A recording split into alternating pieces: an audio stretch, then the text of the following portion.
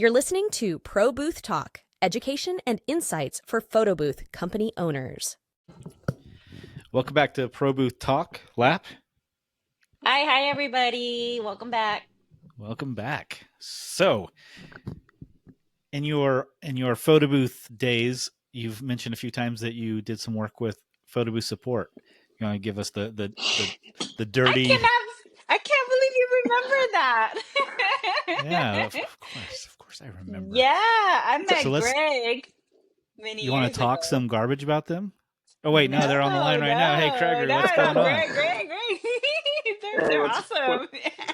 Yeah, Lab was great when I kind of ran out of resources.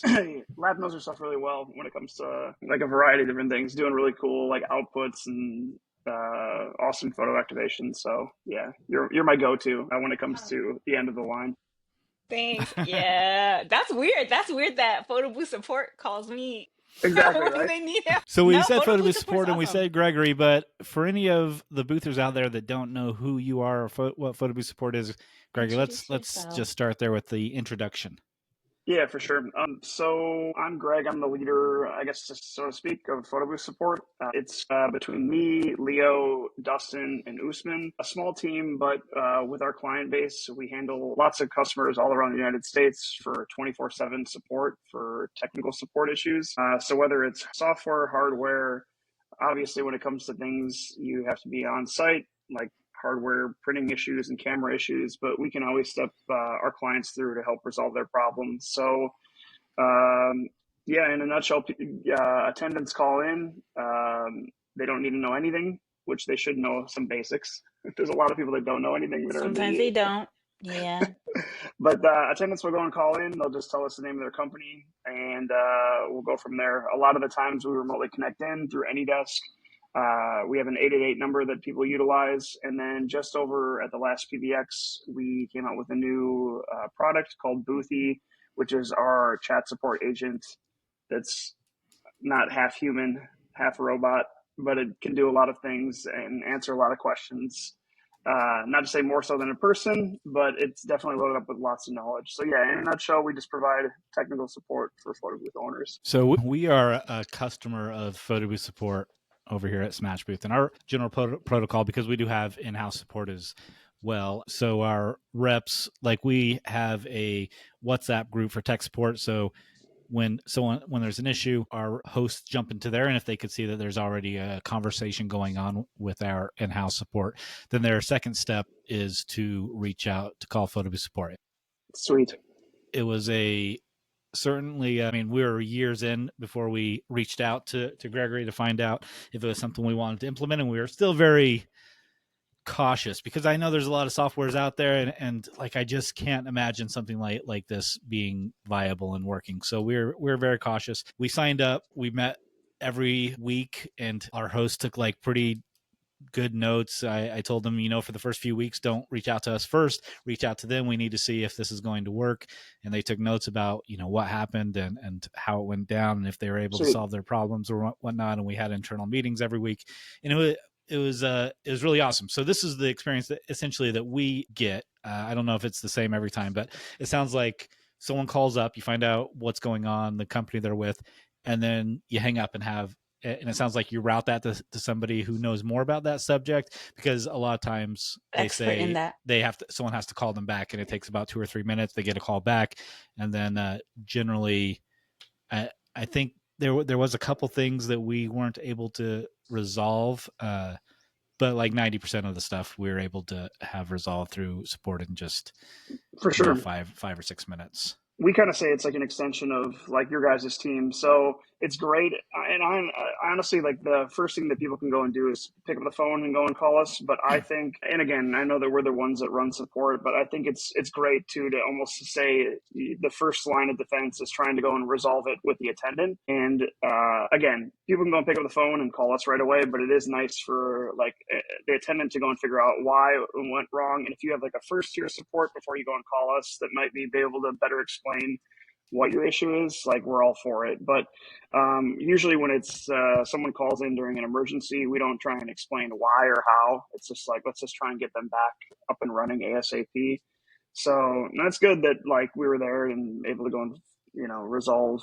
Again, there's a few things that are just sometimes out of our league, but we won't really necessarily even give up, even if it's down to shooting without even the camera connected to the computer. Like if it's something with a computer or a tablet broke, or just like as an absolute worst, as long as you can go and shoot photos and save them, you can go and save face and make the event successful. So yeah, like I said, I just think we're an extension of a team, and if you took up all your resources, we're here to go and help out. Yeah, and I mentioned that there's one that failed, and I should reiterate that was then it ended up being a failed, like we had to run a printer out to that event, so it wasn't something that they could have worked through. But I believe our notes, I should have pulled them up. Well, it was like 15 minutes or something. They went through like every single possible for sure. Yeah. Before. And so it's still and even at some point I can say too, like not all issues can go and be resolved as well too. Like I'd say we resolve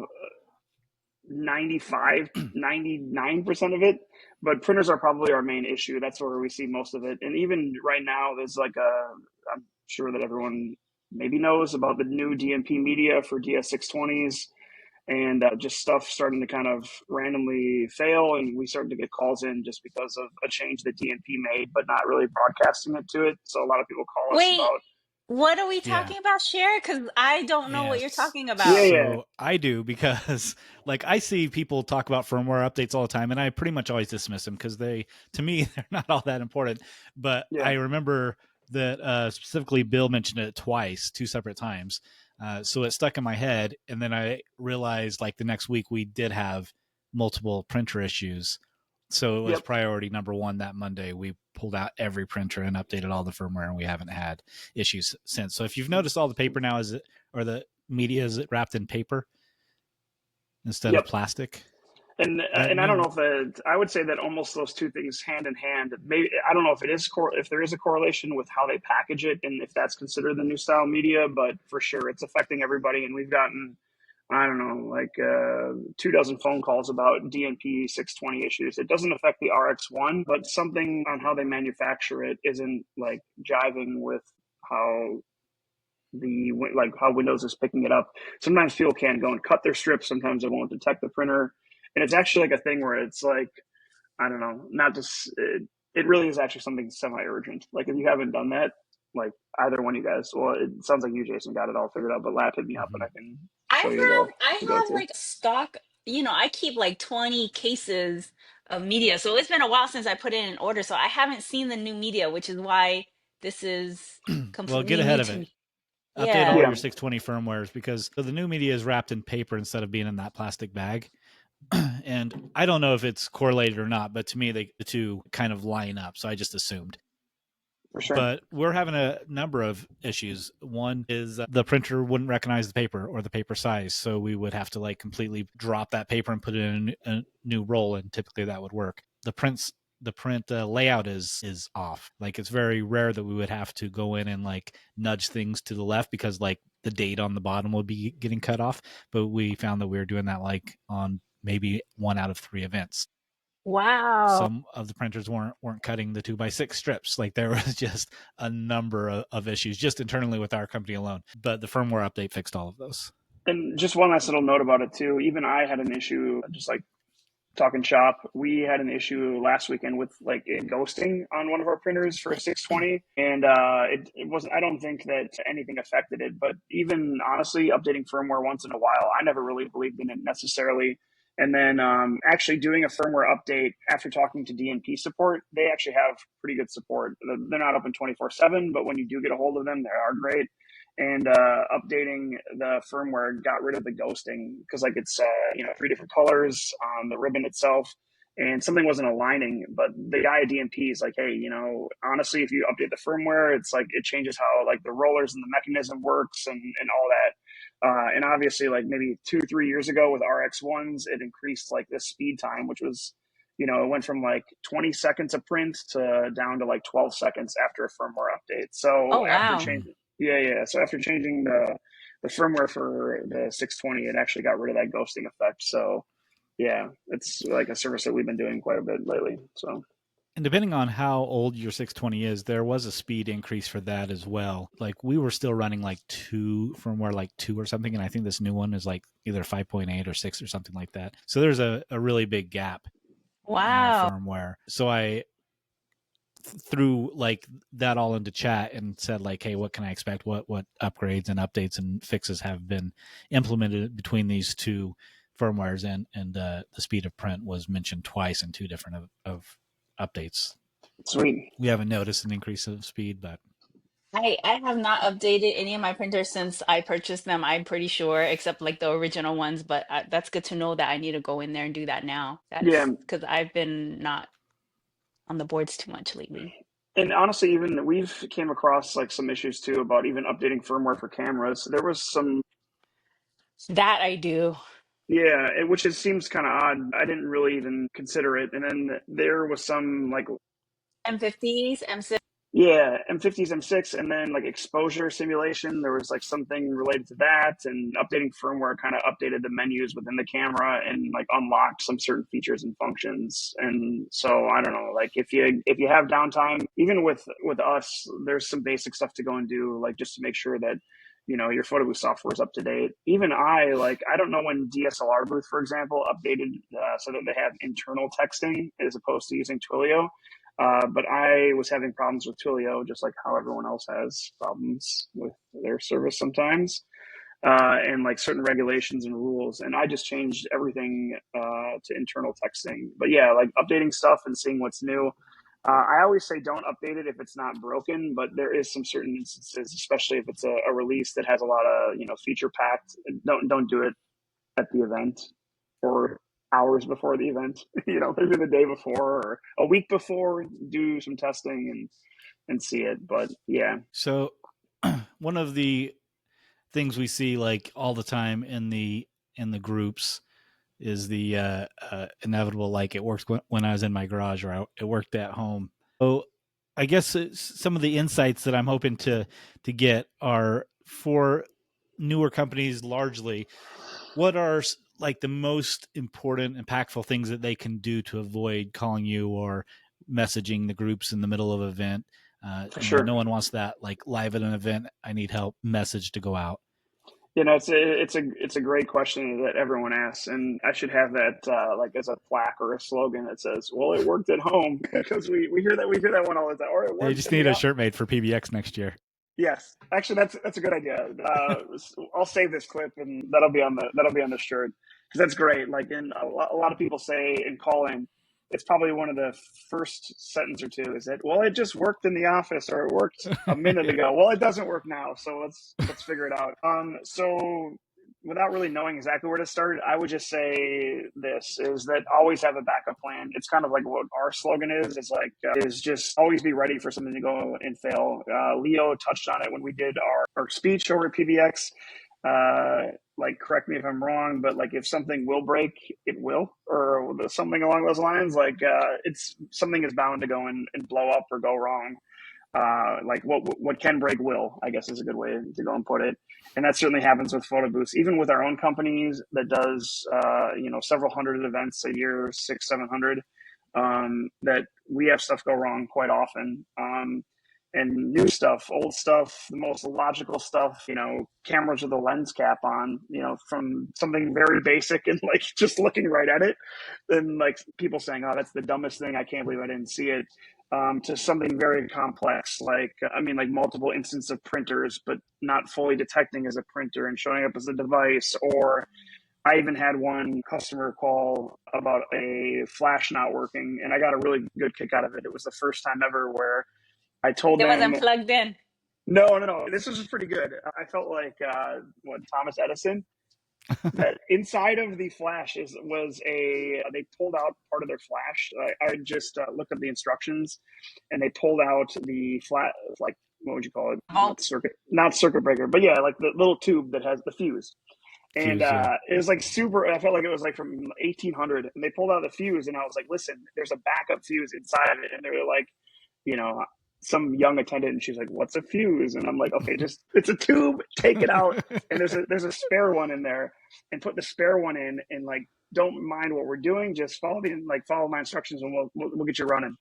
put in the new tube, and then like pushed it back in the flash, turned it on, and it worked. And I was like, okay, damn, I've like seen everything. And not saying that one's like really far off on being weird, but like, yeah. So without getting sidetracked, the original question is just like, what can you go and do to like set yourself up for success? So I would say is have a backup plan, whether that's calling us, making someone at the office who's available in a quiet spot that can go and help resolve an issue that's not under like panic and at an event where it's loud. Just having someone to go and turn to as far as like a phone call, have the phone numbers of your support companies on standby, emails, someone that you can go and reach out to just to go and ask for support. Have a dedicated person on your team, maybe hire them for a few hours a night instead of sending them to an event, have them stay at the office. As far as it's important to have someone to go and turn to and ask advice for, just because at an event it's going to be way too chaotic. Yes.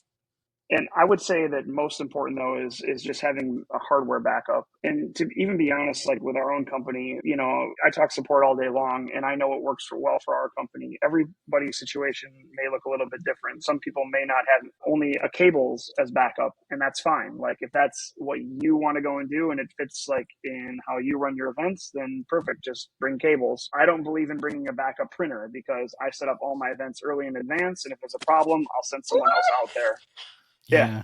Me and Laugh have argued about that before. I'm the same way. Like printers are so reliable That's to me that insane to me. like I think No. 2 or 3 times in 12 years we've had to run a printer out, and if every time we have, it's been an hour before the event starts. So like Vegas is That- small.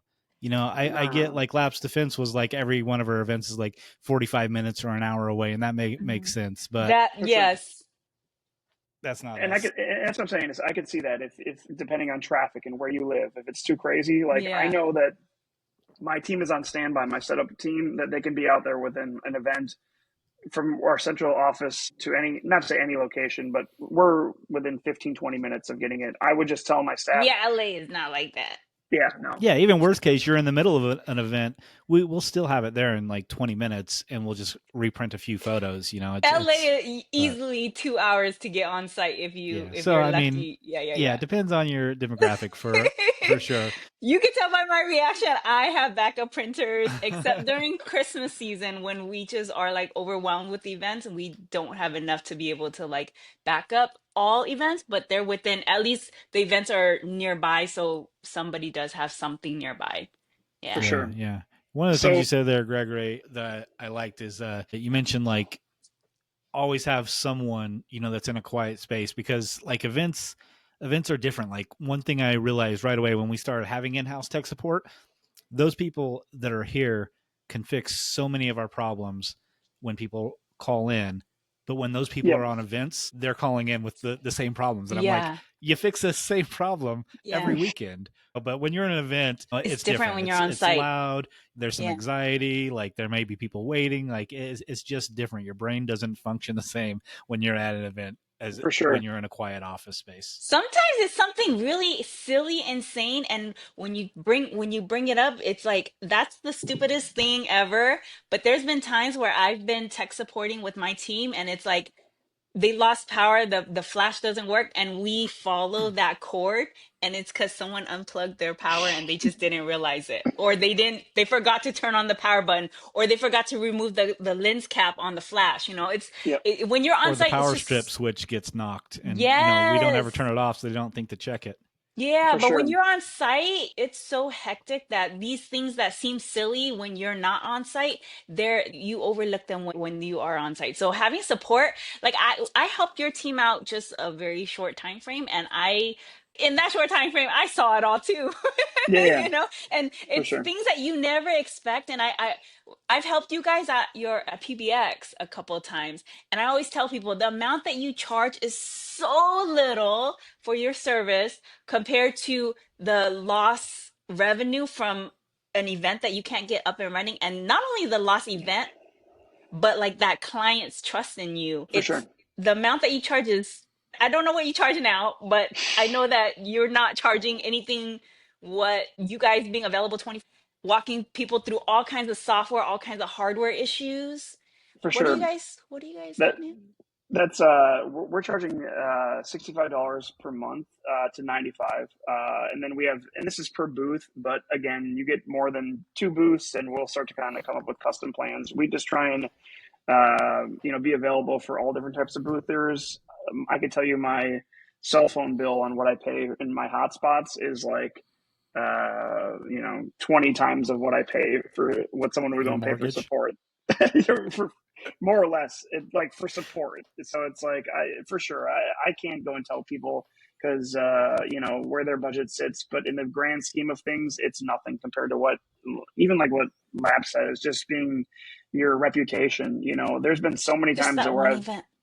yeah, it just won. And I remember even meeting people over at PBX, and a lot of people just know me by like my voice.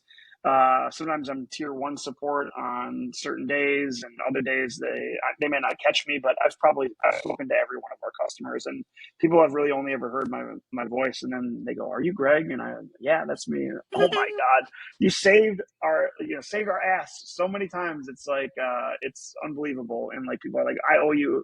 You know, like my booth business wouldn't be able to go and function without you. And like again, I'm not a salesperson or anything like that by any means, but I think that it's super important that just everyone in this industry should just, especially for new boothers, not just, I don't want to say wing it or just go into the unknown without having a plan. It's like the worst thing ever. Like it's not even doing a discredit to your own company, but to the industry as a whole, because we get a lot of people that even just order our service for photo booths and say, hey, the last person that they didn't show up on time, their equipment broke, something didn't work out, and yeah, it's just kind of, I think it's important just to kind of have a plan.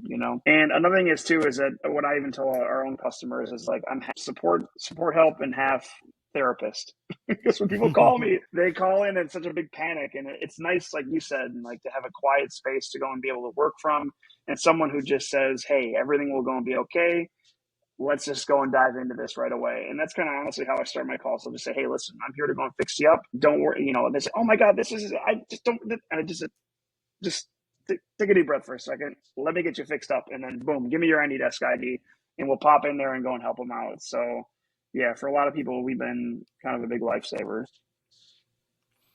So if you could nail down and I've got one thing in my head that we've experienced internally, but specifically to hardware, if you could only have like one piece of backup hardware, what would that be? I mean, obviously we should have backups of everything we can, but what do you see fail the most hardware wise? I see probably printer cables fail the most. So like besides just a single item kind of in order, I'd say is like there's lots of other things before hardware fails, like even just replugging stuff in, plugging it into a different port. But as That far as always works. Yeah. yeah, as far and Most like of the time. the good old reboot the computer, reboot the software, those are like standard things right off the gate. But Yeah. as far as hardware, what I see fail is usually just cables. So it'll be like a printer cable. A lot of the selfie Hot stations have shoe. hot shoe. The not That's it for us. actually, I'd say Our hot shoe Switch is to our the biggest failure Nikon. point. Switch to Nikon. Hot I'd shoes? say Nikon AR-15 or something like that.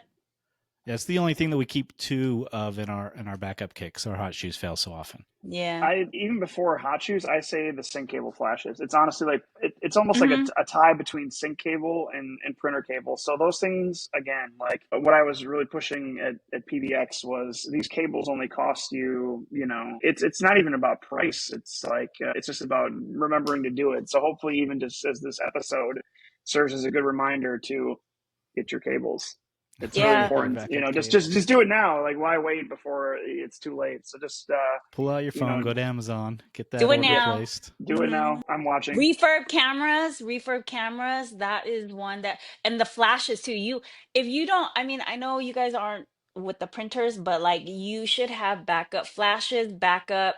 I mean, even like a $80, if you use Digibees or Alien Bees, which are like 400 some dollars, get like a cheap one from Amazon just so you have backup. Because I do get calls from like local guys where their flash blew out or the bulb blew out. The bulb is like $25, so you might as well get like a whole flash on Mm-hmm. Amazon if you don't want to keep a bulb in stock. Well, Those go out. and a lot of We've people are actually never had one wondering. go out. We have one in all our backup kits for our Digibees, but we've never had to use one Really? before. Yeah, Yeah, we surprisingly. have. We have. And a lot of people are one-man shows too, like especially in this industry. There's a lot of like husband wife or just people that are go out there on their own and they're a one-man show.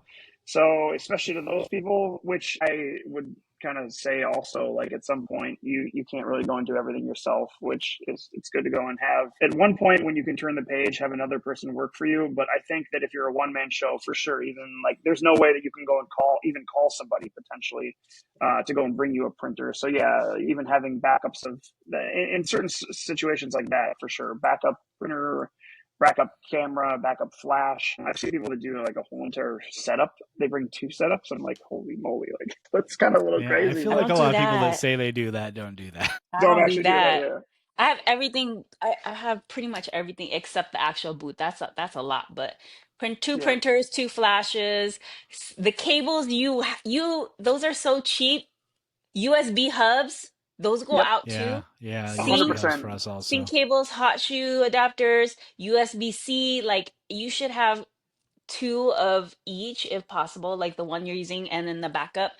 Cables. I mean, double up if anything because those go really quick. The camera, they don't go out often, but when they do, it's always something silly. Like I think the ones that I had issues with was like focusing issues or like triggering the flash, but that was the M50, and then I think they fixed it when they pushed out that firmware New update. firmware. Yep. So it's good to have a backup camera, and you can get them refurb for like 150, $200 if you buy it at the Yeah, I right haven't time bought a new on camera in Canon. so long. For Yeah. sure.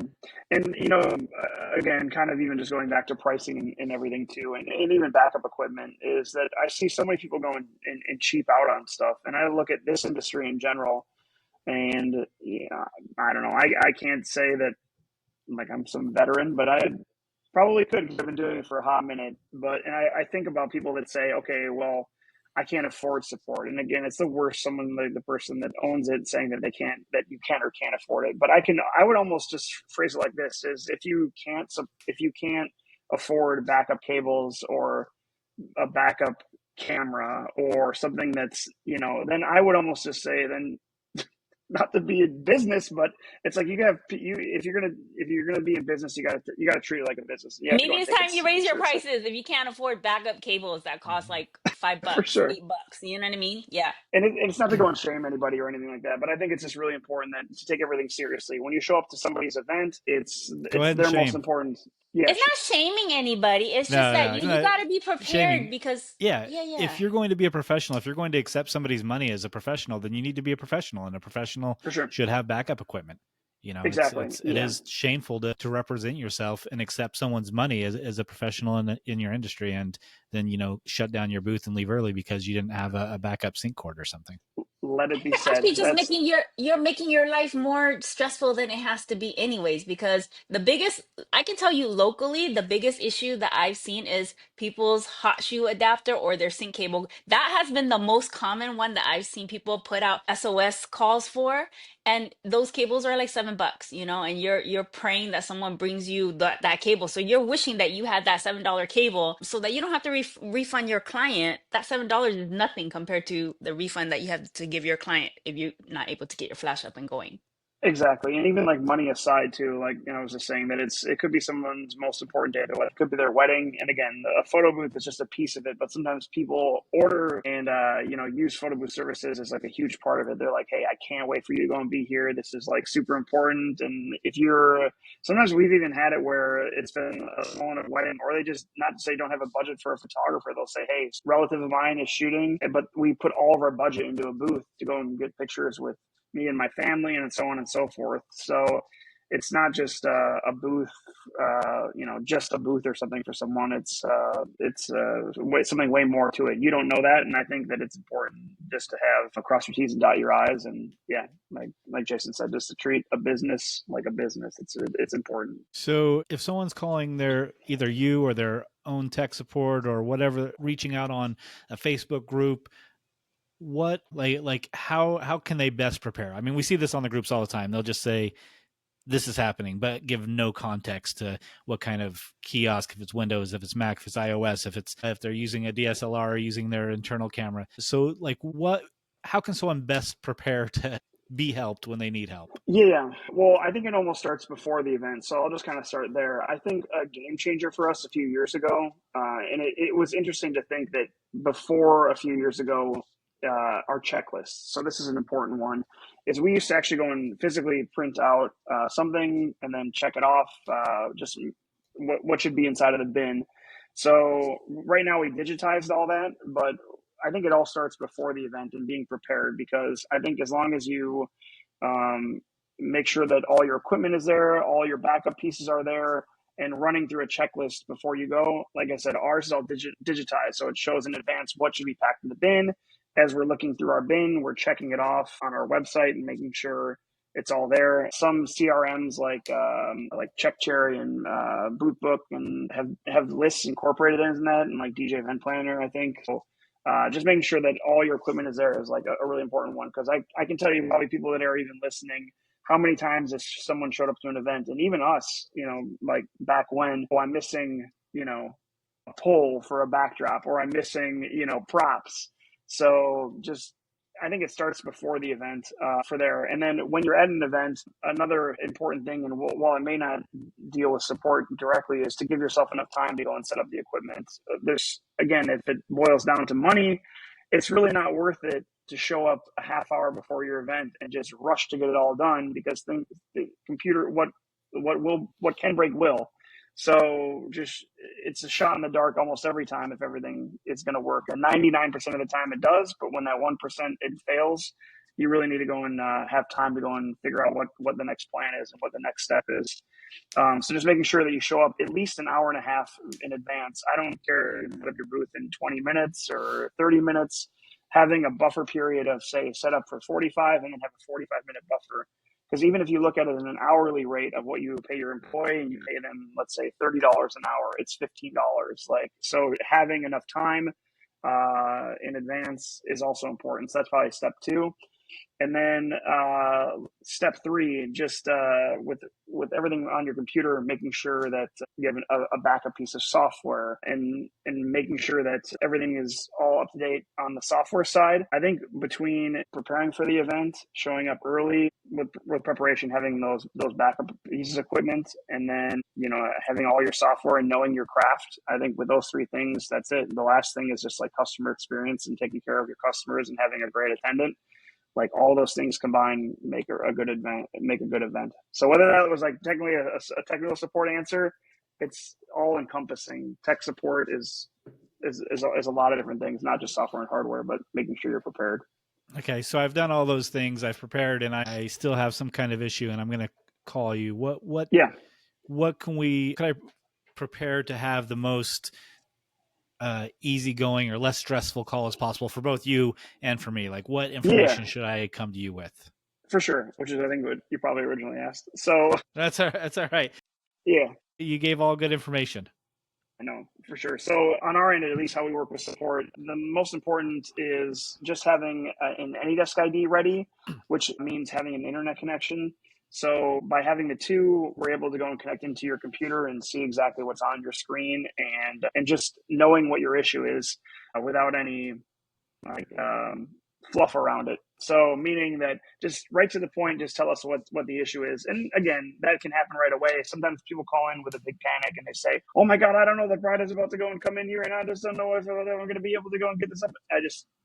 We don't need to know all that. Right to the point, get the internet, get the AnyDesk ID, tell me what your problem is, and boom, we'll have you fixed within a matter of a couple of minutes. So I think that's how like we best accept customers. And again, if they want to call in and say how crazy things are, we're down to hear that as well too. It just kind of delays us fixing your issue. Sure. I'd say my least favorite support calls are printer issues, just because I could go in, I could remote in and like change settings, but then I still have to be like, did it print? And wait like a minute. Like, yeah, if you need tech support, respond to me. So then I'll be sitting there looking at my phone for 2 minutes and hear like, nope, still didn't print. Like, for sure.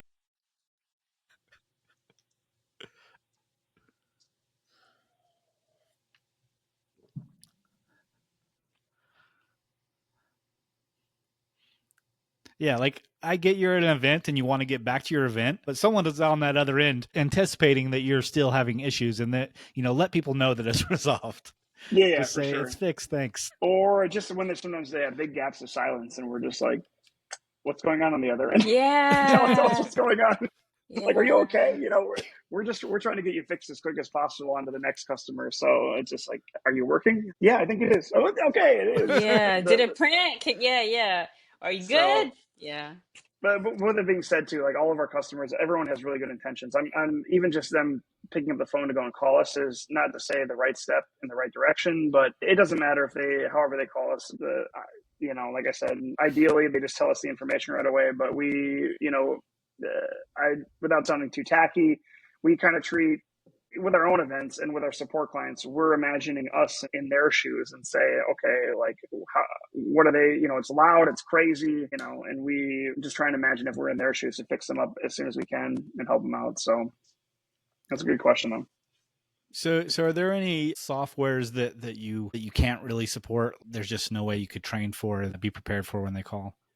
I can tell you that like PhotoMasters has proprietary software to their hardware for that sometimes. So like the Mirror Me and which we've had support clients let us patch in and take a look at their software. You can't install it on like a third-party computer.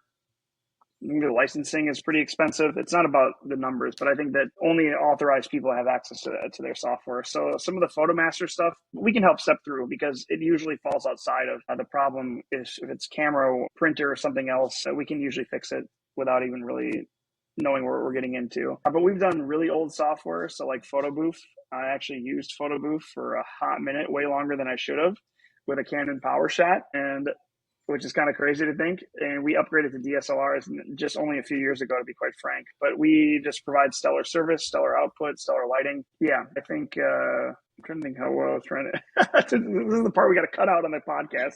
I'm trying to think, what was I answering? I just started answering your question. I forgot. That's okay. I just was asking if there's any software that you can't really help. Oh, with. yeah. Okay.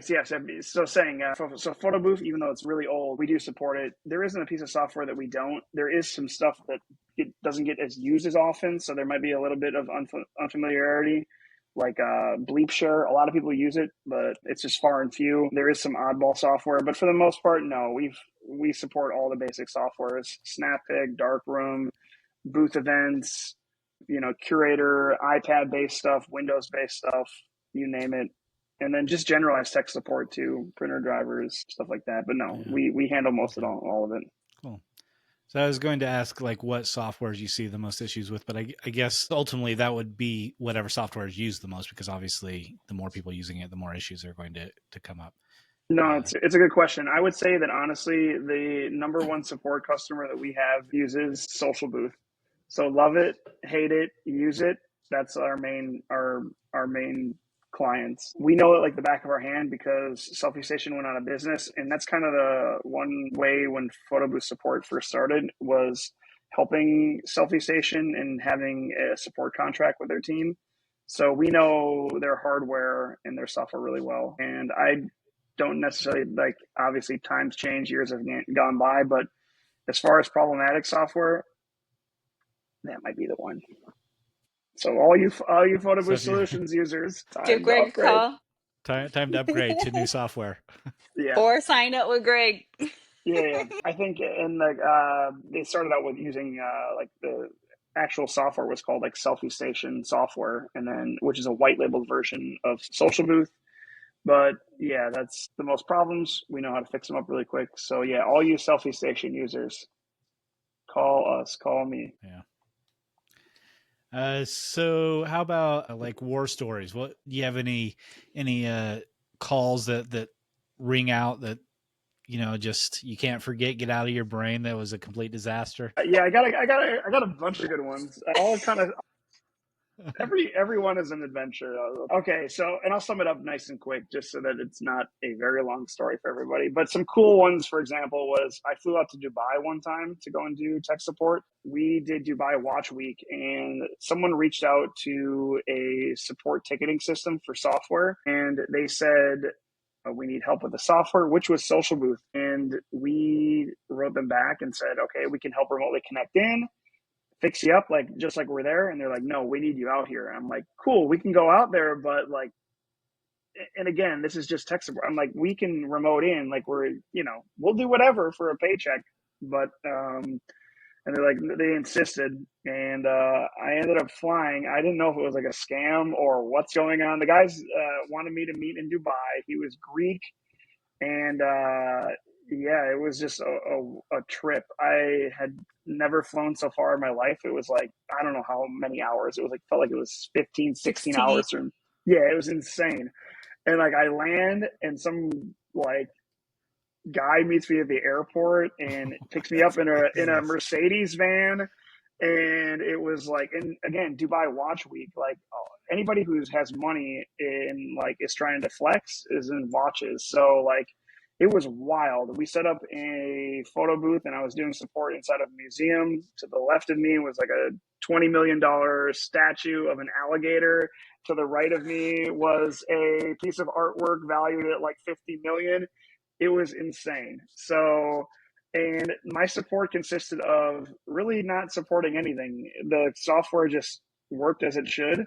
And I just stood next to the photo booth and was waiting for something to blow up, which it never did. So, wow, that's incredible.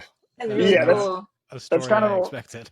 yeah, that was kind of a wild. And in Dubai was really cool, like really like tech forward at the time. And I think that was like in 2018 or 2019. So that was a pretty cool story. Like again, not to sound tacky, but even just support, like one thing that, again, not a horror story, but on a positive note, just talking to the mom and pop shop where we saved them, and like their whole entire event was going right down the toilet, and saving them and being able to go and have a successful event. And I just said, hey, like we've been on the phone for 10 minutes. Just stay an extra 10 minutes. I'll let you go. You got this. And then they'll call me afterward and like be in damn near in tears and be like, I can't believe you fixed it, and so on and so like I really like at the end of the day, well, I have like our own photo booth company. Like my passion and like where I think I found my niche. Shout out to Ben Blumgren, by the way, too. First originally started photo booth support, and then I took it over just because of some personal things going on, and Tony, the originators. But I've really like found my niche. What I absolutely love is to go and help people out, and like tech stuff and computer stuff together as a combination has been awesome. But yeah, just helping the average person and making sure their event is successful. Don't cry on the other end of this, but it really is like what I like. And I'm just trying to think if there's one more. There's so many stories there was somebody who called tech support last week, and I told him that I needed an AnyDesk ID, and keep in mind he was calling the 888 number, and he was asking how do I know if I'm not scamming him. And I told him simply, you're calling photo booth support. You're calling us for our help. I'm not scamming you. It's weird. But no, we've seen all different types of situations, super chaotic, super crazy. Off the top of my head, I think those are probably just some like two good stories. But yeah, we've had people call me Greg, like a lady who I can see on the other end, and I'll be tapping to her computer, and the camera won't work. We'll get the live view to work. She'll pop up on the screen, and then like some lady in her 50s or 60s, and she's, Greg, I'm gonna blow you a kiss. And she's like, this is just look, and she's like, people just love us. It's just funny, like when we finally get stuff working and like everything's successful. Like it's just small little interactions like that where people are just really happy that they're on the road. But yeah, and then we've fixed really crazy complex stuff where I've been on the phone for an extended amount of time, and then I learned from that. But I've done stuff where I'm like, I'm not giving up. Let's go. Let's do it. And we just keep going down the checklist. And then like the final last thing ends up fixing it, like a battery door that's slightly open on a Canon. It'll detect it, but then the photo booth software won't work. So I'm like, check to make sure it's closed. They're like, oh, I heard a click. And then it works. And after 30 minutes, they're like, Greg, I can't believe it was that. Yeah. So all sorts of cool stuff with just fixing people up. And yeah. I've never really thought about the live view. Of course, we could see our staff when we remote in, but it's our staff. So it's kind of unique for you to just see that little window of the people you're helping in the events and whatnot all over the world. I don't know if I should share it, but there may have been a time where I've connected it into this. I don't ever think about this stuff, but there was a few times where I've connected in, and they've been at home preparing for an event, and I think after the first time I warn everybody, even though it's common sense, I'm going to hit the save and start button or the start photo booth button. And naturally I'm going to see what I'm going to I see. already know. I see people looking in their craziest, and I don't think they know it. And it's super funny because like it'll turn on and then it'll just be like, Yeah. the camera will just shoot off in some angle. Like they'll take the whole entire booth and just shove it, And I've definitely connected. Yeah, I'll just leave it at that. That's Like, funny. so now I kind of have a habit of just saying, just so you know, like it's all I have like memorized and engraved in the back of my head. Like, just so you know, I'm gonna hit the start button, so it's gonna go and turn on the camera. Snap a Got it? photo. Yeah. So that's a good one though. You brought back memories. So tell me about, you mentioned a couple times 24/7.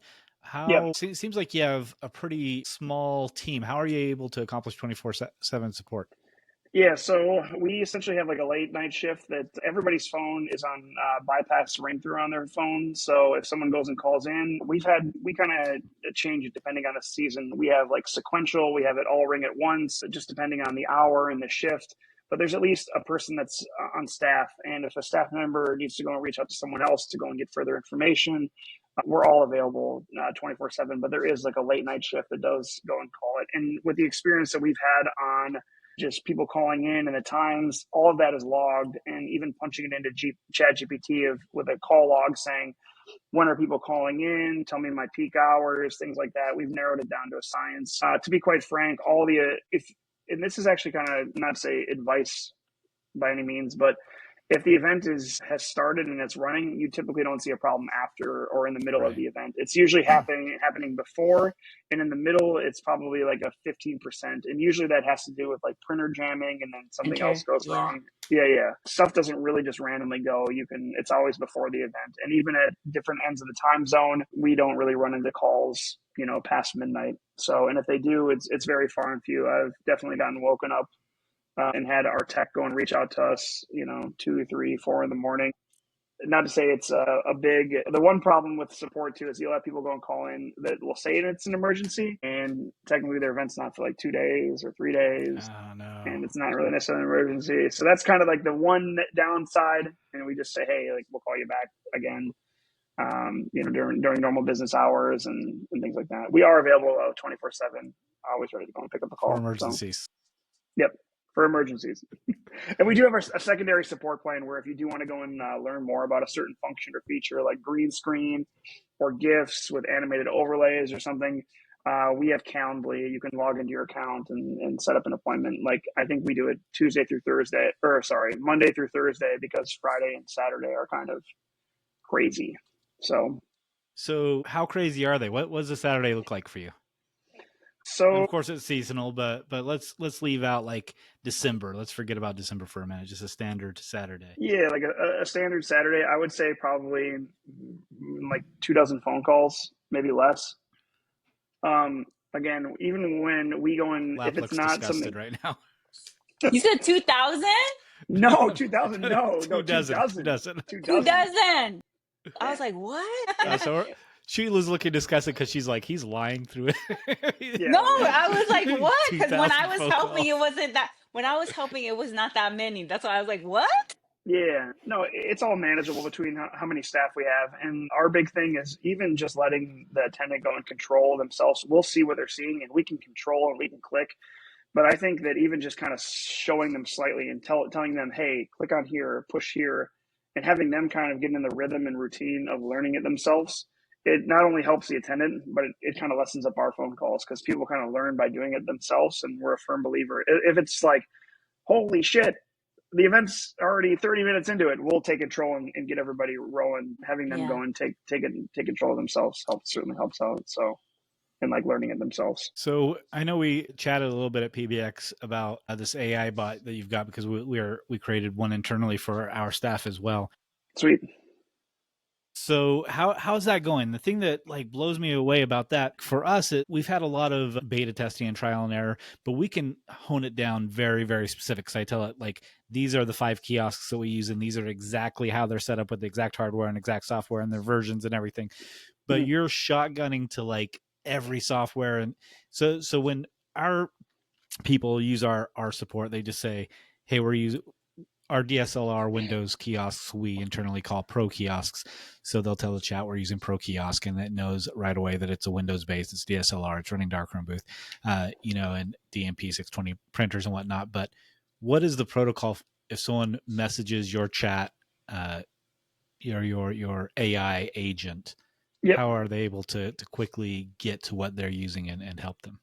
Yeah, so I would say that it's priced at a lower tier point, priced at a lower price point, and we have an app that everything is going controlled by. So if you go to your app store on Google Play or iTunes, you can search for Photo Booth support. It's obviously part of a paid subscription for our service, but we keep it at a low point where you can divvy it up between multiple attendants. But more or less, our Boothie in general is we loaded it up with anything and everything we could possibly think of. We have our own custom database where we asked it questions and along with the answers of just common things that we've came across. So we've loaded it up with every single PDF for DNP, Mitsubishi, old Sony printers, just anything you can possibly think of. We Symphonia, it's really easy for us to go and send information to Boothie.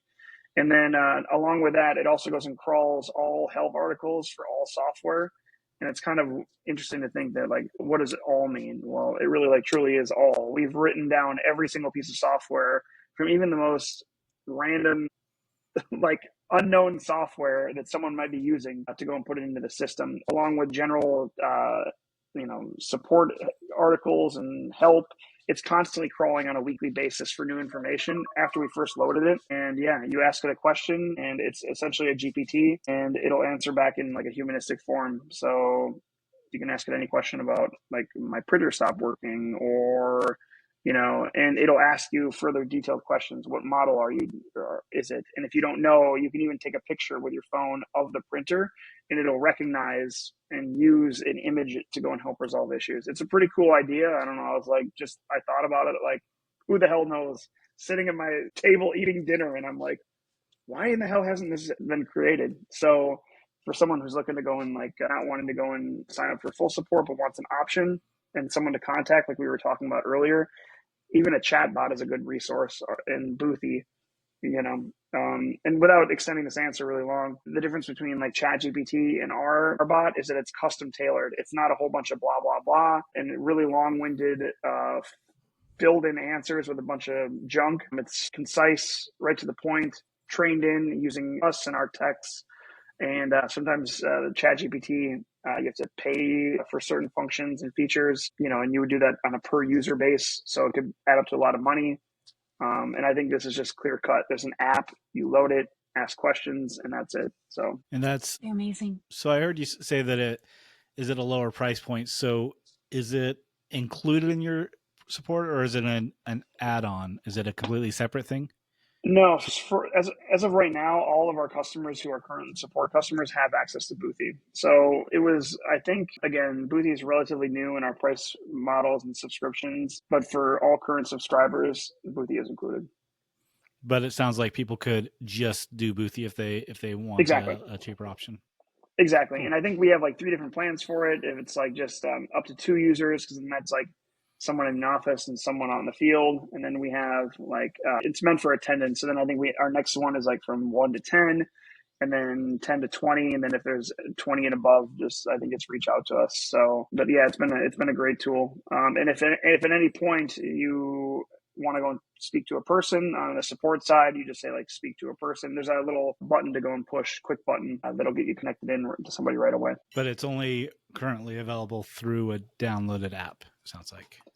No, there is a web interface as well too. It's just you could set it up on your photo booth to do it that way, but I just think for example, someone in an office could go and do that. There is a web interface, and then I would say more commonly you'd have an attendant go and ask questions that's on site or prepping for an event. But there is definitely a web version of it.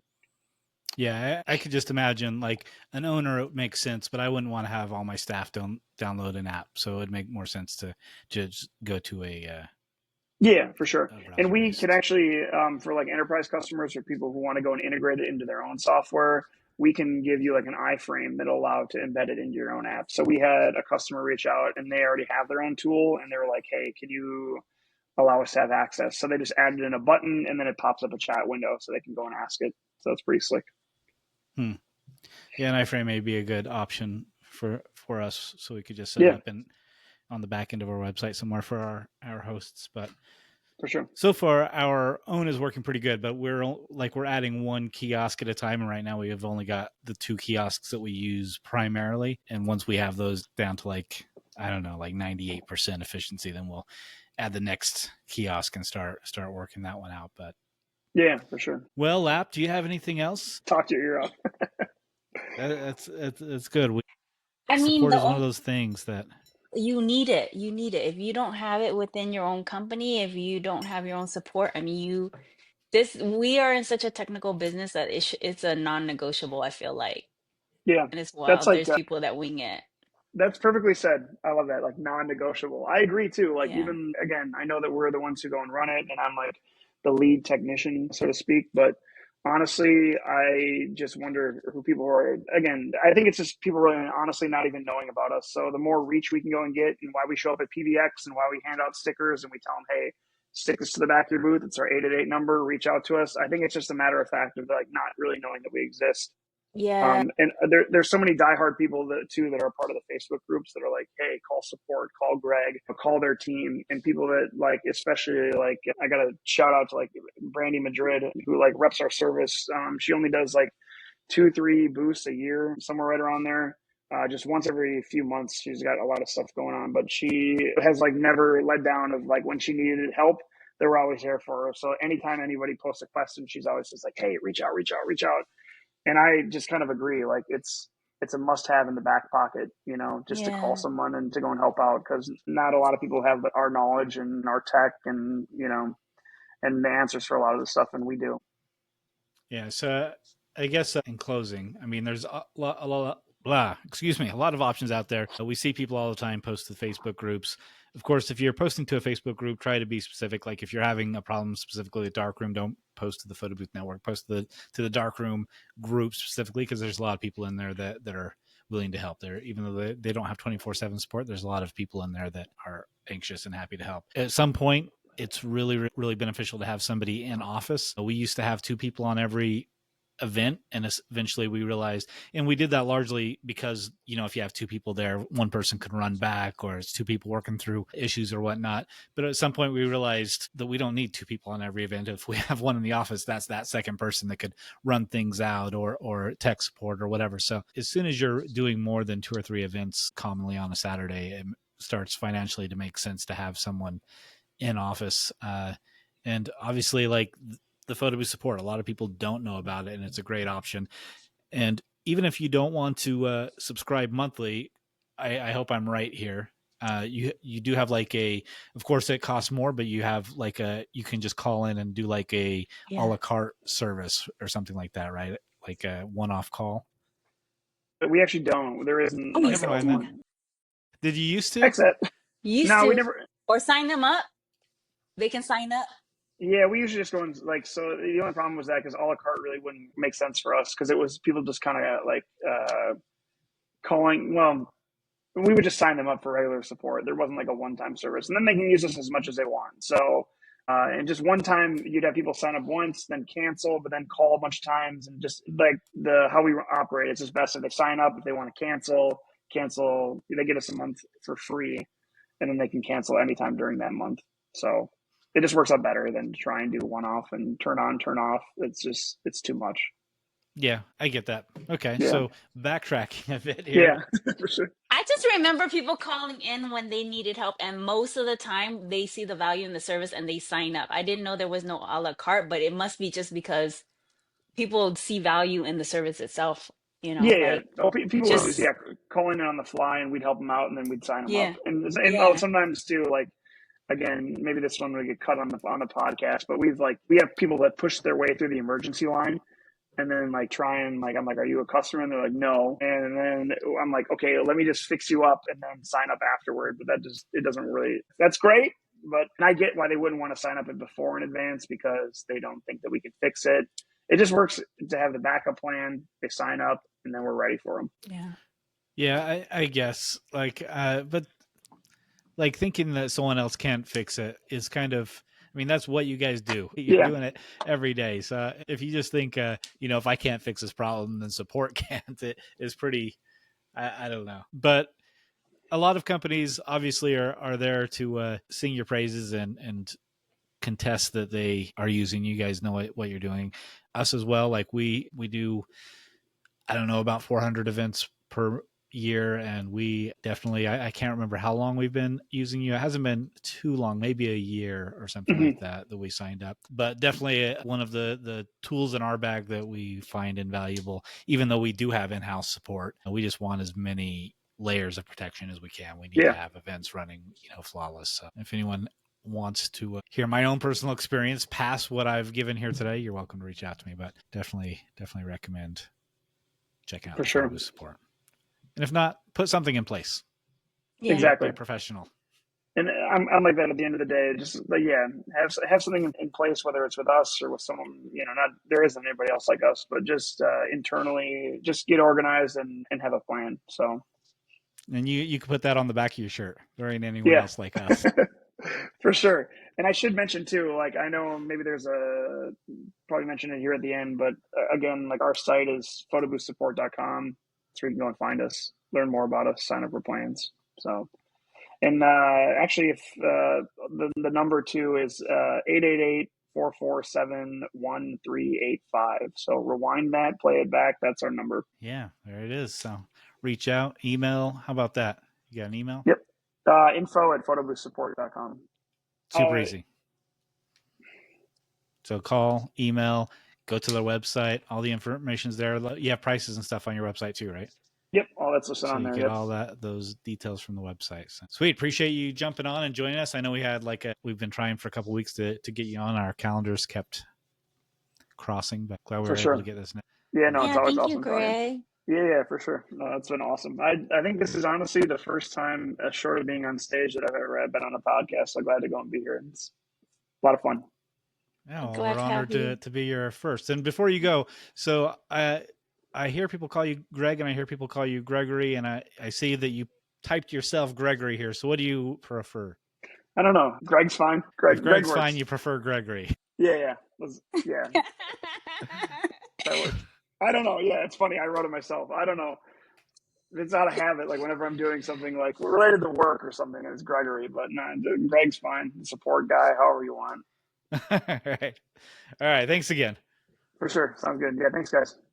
Bye. See you. To keep the conversation going, join our Facebook group, Pro Booth Talk Community. If you enjoyed this podcast, consider showing your support by subscribing, liking, reviewing, or sharing this topic with someone in the industry.